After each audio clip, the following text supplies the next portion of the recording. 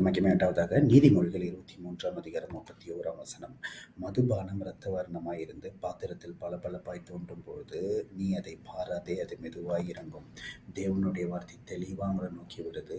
சில பாத்திரங்கள் பளபளப்பாய் தோன்றும் போதும் நீ அதை சிற்றின்ப பிரியனாய் அதை பாராதே, அது மெதுவாய் இறங்கும். எப்படி இறங்கும்னா, சத்துருவானவன் அது ஒரு காரணமாக வச்சு உங்கள் வாழ்க்கையில் உங்கள் வாழ்க்கையை சீர்குலைக்கும்படியாக, உங்களுக்கு அவமானப்படுத்தும்படியாக அது இறங்கும். அதனால் ஆண்டவர் சொல்கிற காரியம், பார்க்கும்போதே தவறான காரியங்கள், தேவனுக்கு பிரியமில்லாத பார்வை இருந்தால் அங்கே தேவன் அனுமதிங்க.